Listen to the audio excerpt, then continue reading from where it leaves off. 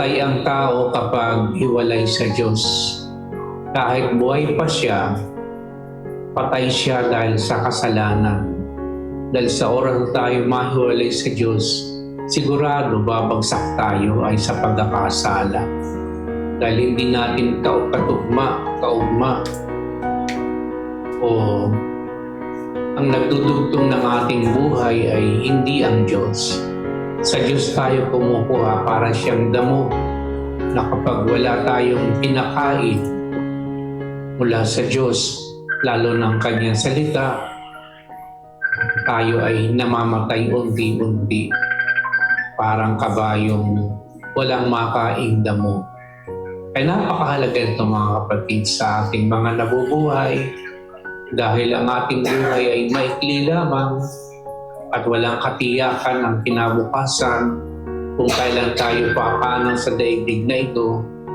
Mahalaga na palaging tayo namumuhay sa pag-ibig ng Diyos.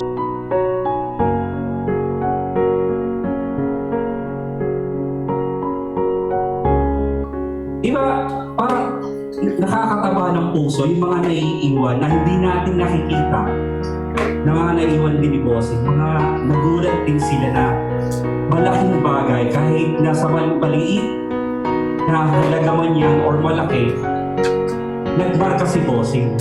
Ate, pag nagkaanak ka, kung mag-aalaga sa anak mo. Hindi sabi niya, nung nalaman ko to sa Bossing ako, hindi pa ako nagkakaanak na hindi mo lang inabutan. Madalas ko pagpunta sa kanila, paglalaro. Ito. Lagi niya ako natin sa bahay. Kami, dali na kami nagkakilala niya. Taon lang yata eh. Pero malalim ang nakita ko kanyang katauhan. Ano siya talaga, concern siya sa mga taong nakapaligid sa kanya. Ngayon, siya ang unang tumulong sa akin, nagdala sa Marikina Valley para samahan ako doon magpa-laboratory, general check-up. Ngayon, hindi na talaga ako inalisan. Hanggang sa,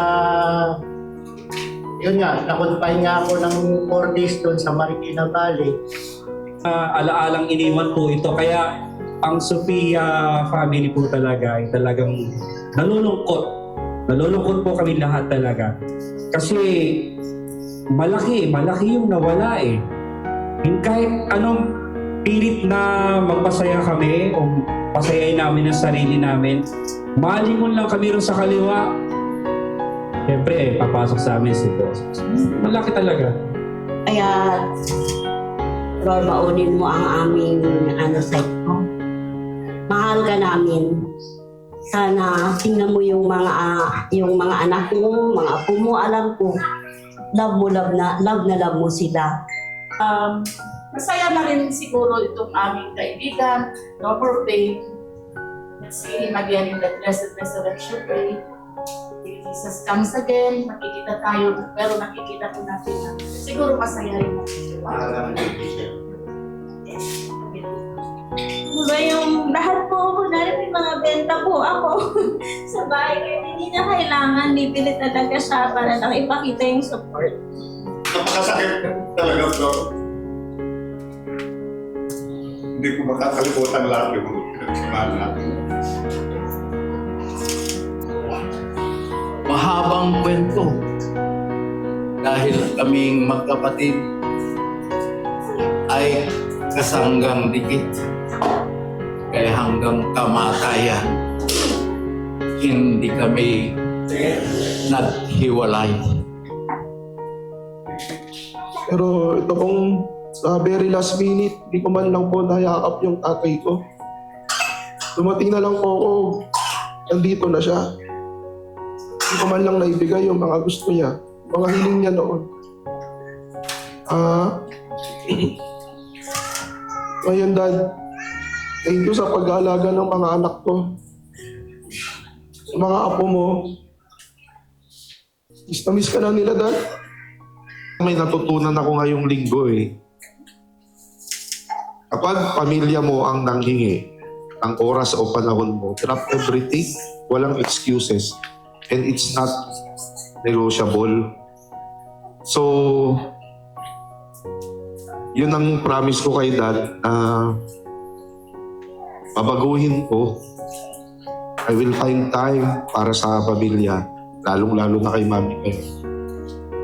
Kanina gusto kong matulog kahit 5 minutes or 10 minutes na uwi kami. Pero parang nag-e-echo yung boses niya. Naririnig ko. Kaya sabi ko sa asawa ko, tara na. Punta na tayo doon.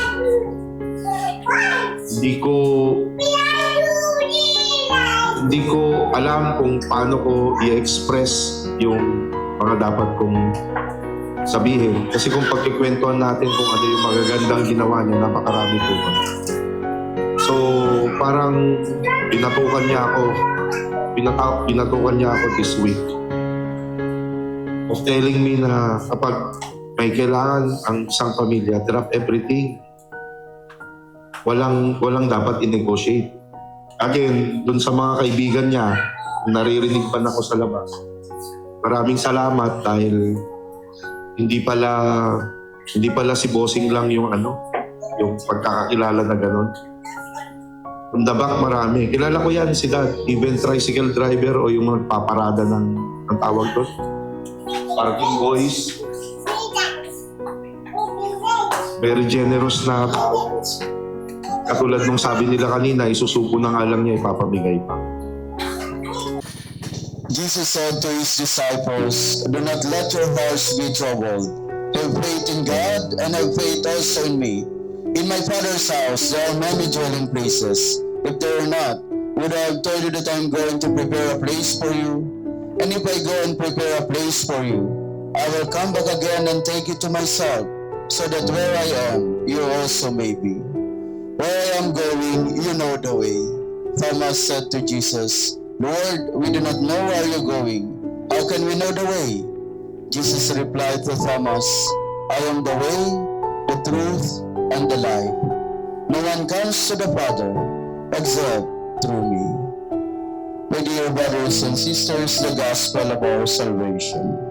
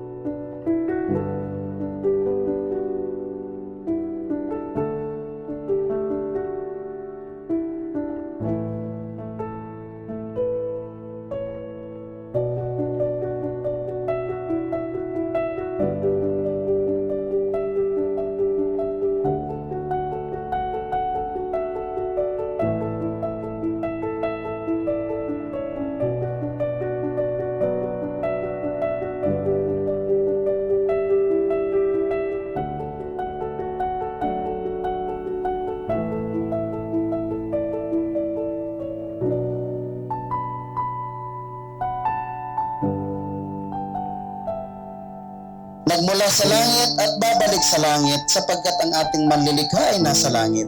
Totoo sa ngayon mapait, masakit, mahirap sa pakiramdam, mawalan ng isang minamahal. Ng isang kapamilya, ng isang kapuso, at iba pang channel.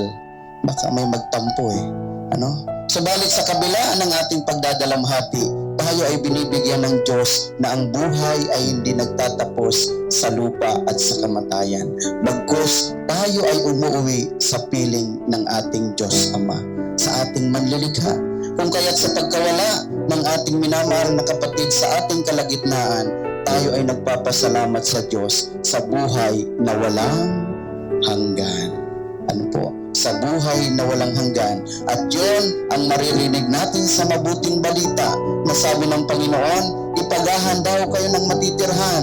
At kapag naipaganda ko na kayo ng matitirhan, babalik ako at isasama ko kayo kung nasaan ako, upang tayo ay hindi na magkawalay pa. Ganun na lamang ang pag-ibig ng Diyos sa bawat isa sa atin. kung kaya't mabuhay at mamatay, tayo ay para sa Diyos. At kung tayo ay para doon, dapat dito pa lang matutunan na natin kung paanong mamuhay sa langit. Sa pamamagitan ng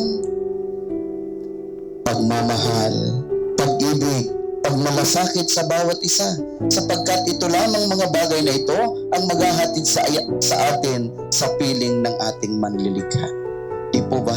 Na sa kabila ng pagkakasala ng tao, minahal pa rin tayo ng Diyos. At ang pagmamahal na yon ang nagiging susi upang tayo makabalik sa tahanan ng ating Diyos Ama. Nawa sa ating patuloy na pagninilay at pagdadalamhati, patuloy nating ipanalangin ang ating minamahal na kapatid at mapagnilayan din natin ang ating sariling buhay upang tayo naman ang pumikit at pumantay ang ating mga paa tulad ng ating minamahal. Nawa magkaroon tayo ng tunay na kapahingahan sa piling ng ating manlilikha at sa finals, magkita-kita tayong muli doon sa kaharian ng Diyos Ama.